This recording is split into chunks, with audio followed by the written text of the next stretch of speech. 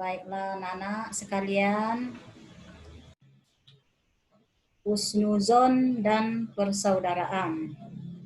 Nah, di sini yang kita pelajari minggu yang lalu tentang kontrol diri. Maka lanjutan materi yang minggu yang lalu tentang prasangka baik dan persaudaraan.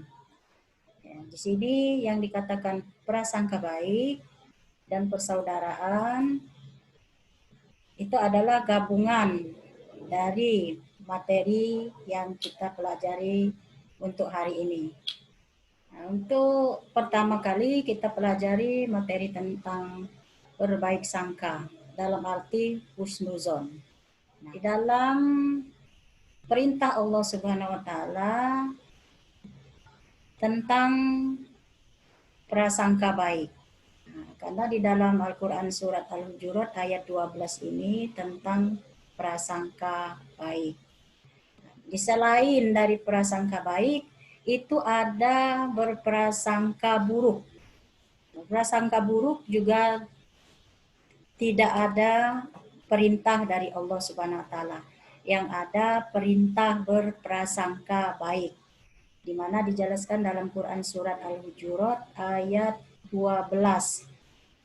Bismillahirrahmanirrahim. Ya ayyuhallazina amanu ztanibu kasiram minazzon. Inna ba'daz zonni ismu wala tajassasu wala yaghtab ba'dukum ba'du. Ayuhibbu ahadukum ayyakula lahma akhih maitan pakarihtumu wattaqullaha innallaha tawwabur rahim. Nah, itu ada beberapa huruf yang perlu kita lihat, diantaranya seperti huruf-huruf ada bacaannya yang panjang dan yang pendek, harus kita bedakan yang mana tanda sukun, yang mana tanda tasdid, yang kasroh, dan yang beberapa panjang pendeknya ada 2 harokat, ada yang dikatakan 6 harokat. Kita lihat dulu dari artinya. Ya, artinya di sini, wahai orang-orang yang beriman, ya, jauhilah banyak dari prasangka. Sesungguhnya sebagian prasangka itu dosa. Dan janganlah kamu mencari-cari kesalahan orang lain. Dan janganlah ada di antara kamu yang menggunjing sebagian yang lain. Apakah ada di antara kamu yang suka memakan daging saudaranya yang sudah mati? Tentu kamu mereka jijik. Dan bertakwalah kepada Allah, sungguh Allah Maha Penerima Taubat, Maha Penyayang. Nah, yang perlu kita garis bawahi di sini ada yang artinya wahai orang-orang yang beriman jauhilah berprasangka. Ya, di sini ada kata umum. Berprasangka buruk, maksudnya kita jauhi. Yang kita lakukan hanya di sini adalah berprasangka baik, tidak melakukan berprasangka buruk. Ini kadang-kadang dalam kehidupan kita sehari-hari tanpa kita sadari selalu berkata dengan prasangka-prasangka yang tidak sesuai dengan cara-cara yang kita lakukan. Nah, selanjutnya ada hukum bacaan di dalam surat Al-Hujurat ayat 12 ini. Yang pertama kita lihat allazina. Itu hukum bacaannya, alasannya apa yang dinamakan mat tabi'i. Karena alasannya harokat kasroh diikuti ya. Ada huruf ya, sukun. Yang berbunyi allazina. Itu tanda ya di situ adalah tanda bahasa kita adalah tanda mati. Tetapi kita membacanya adalah allazina karena zal bertemu ya. Yang berikutnya hukum bacaan ba'dukum ba'do. Nah, di sini ada huruf ba'do. Tulisannya di situ ba'ton karena dibaca kita hurufnya bisa berhenti ba'do. Nah, yang artinya di sini adalah ikhfa syafawi. Alasannya apa? Huruf mim sukun bertemu huruf ba.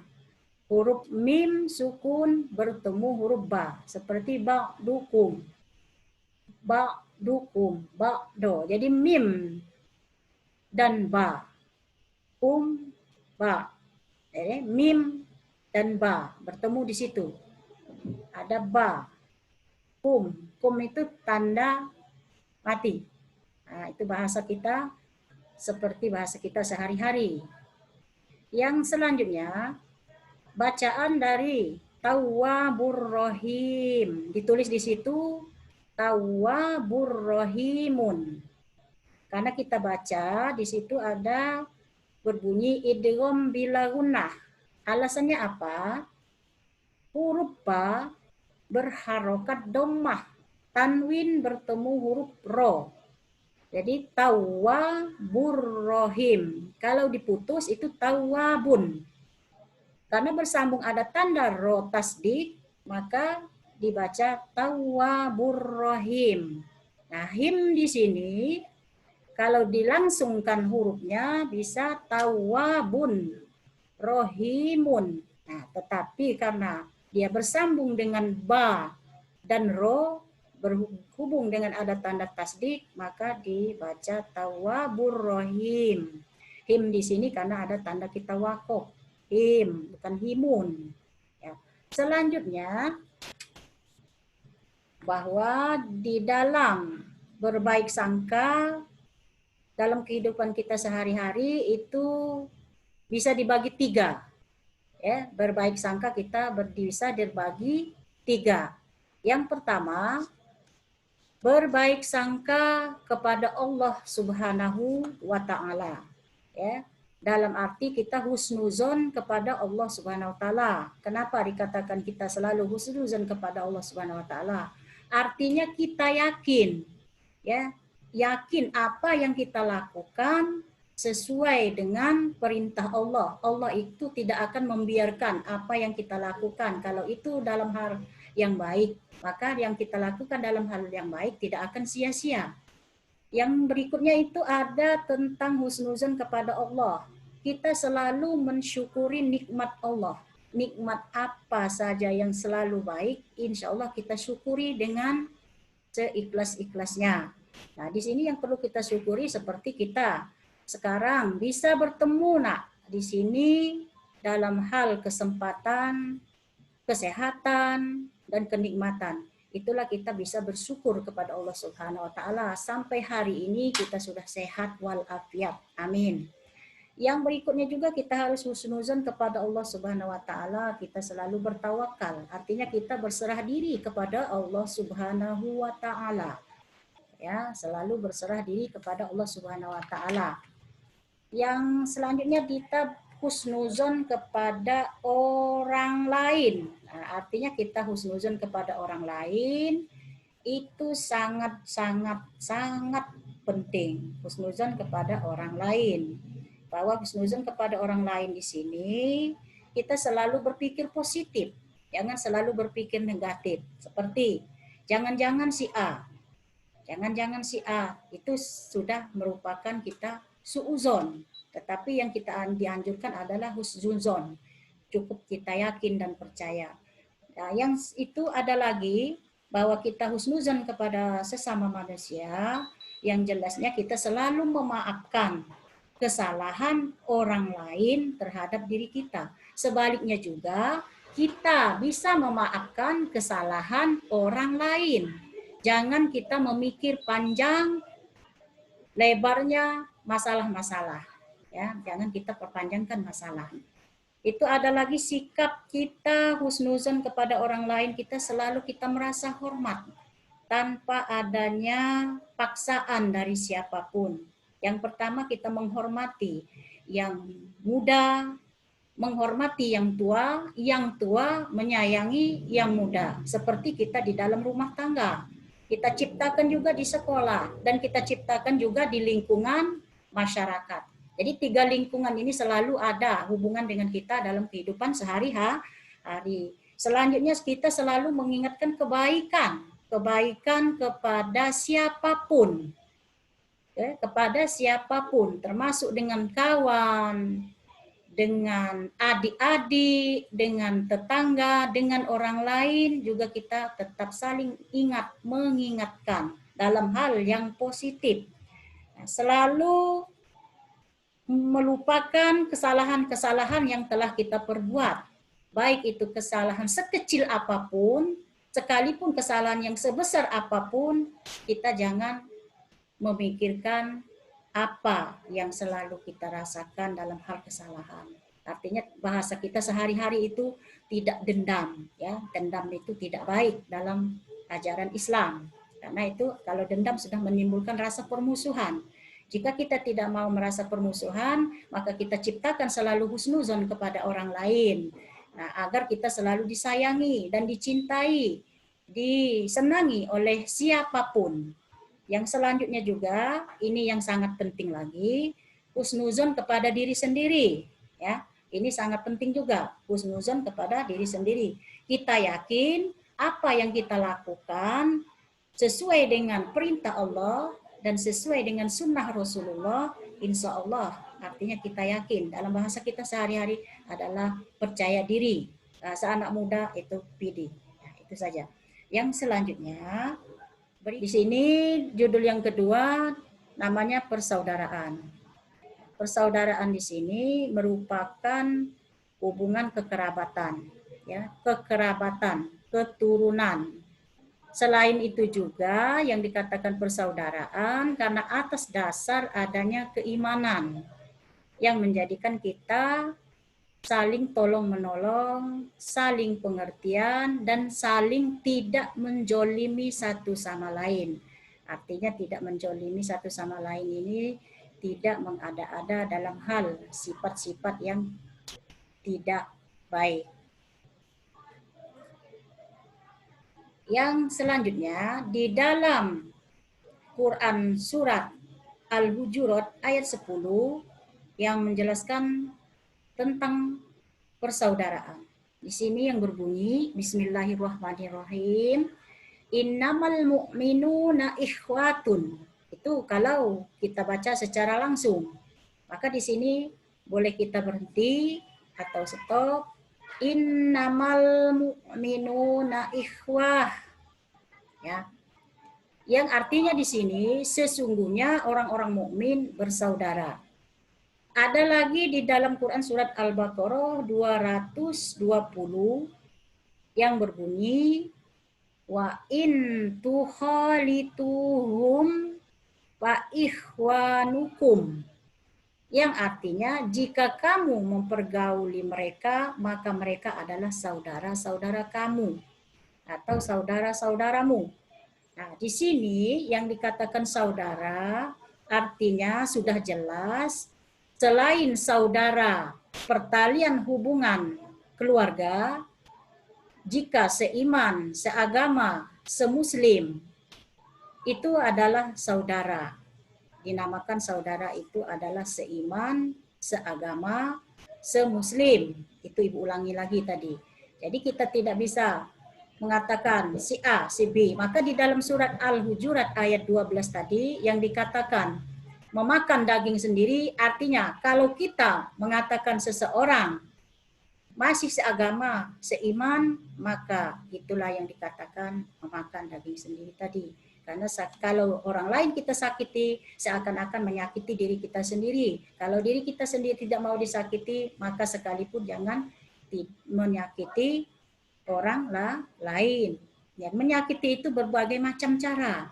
Baik itu cara ucapan, cara perkataan, tingkah laku, ataupun secara fisik.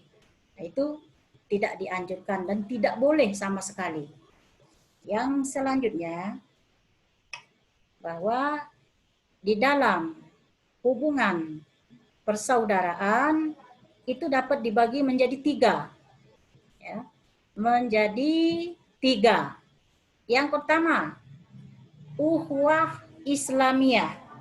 Nah, di sini adalah ukhuwah Islamiyah adalah memiliki persamaan keyakinan agama.